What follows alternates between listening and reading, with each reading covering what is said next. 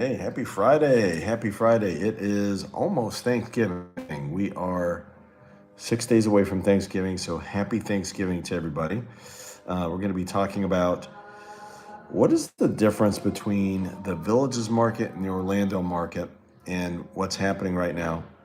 What are the differences? If you look at, everybody thinks, well, what's going on in Florida? I get that question. So we're going to be talking about the differences.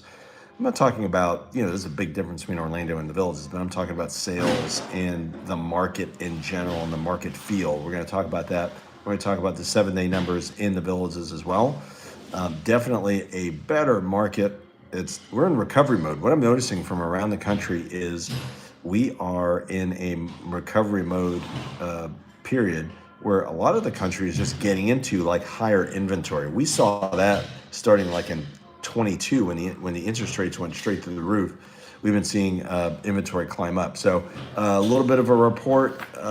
Week before Thanksgiving 2025, 46 new properties on the marketplace last 7 days on MLS in the Villages.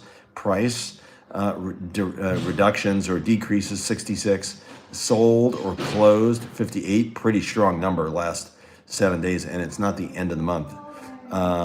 And 46 pendings. Whenever you get new properties and pending properties to be equal, that's what we strive for, right? Like that's a very balanced marketplace, very good market, as opposed to many times I'd probably, 85% of the time over the last 3 years, where new properties or new inventory was not necessarily new construction, but new as in new to the market, was significantly higher than what was pending, even number the last 7 days. So that's good. We've been seeing that kind of trend pretty much for the last 2 months, right after Labor Day of 2025. Also, other positive things, positive news. September closings tied for the most ever in Villages MLS. October was the highest number of sales we've ever seen in an October. So those two things indicate definitely recovery 2 straight months in a row.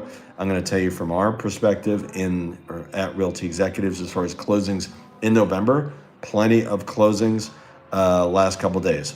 Plenty as in more than normal a week before Thanksgiving, that's for sure.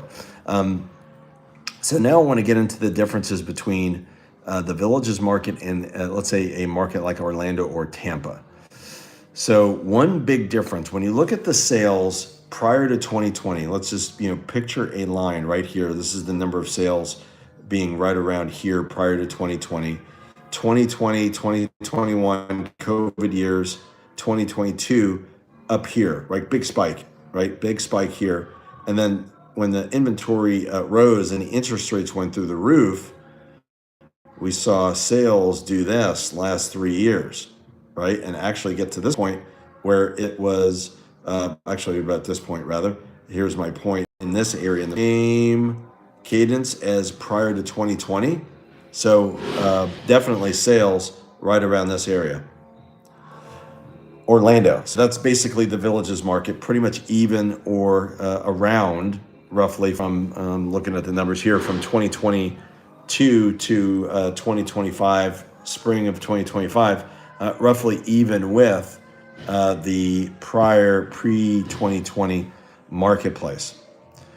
Orlando, sales here prior to 2020. 2021, 22, up here. And then the last 3 years from 21 all the way through 24, early 25, about 15 to 20% less than pre-2020 years. And we're seeing that in a lot of metros. Saw that in DC, saw that in Atlanta, and many parts of Florida where the sales cadence is much lower, not only from the peaks of 21, but even normal times of 2018, 2019. Not so in the Villages, right here, right around this mark. So it's almost like you could take out this 2-year chunk, 2020 and 21, and it was almost like a continuation. Very interesting. In the Villages only. If you have questions, Glenn Stein, Realty Executives here. My number is 352-572-3796, 352-572-3796. And just to let you know, we are located in the Villages on 466.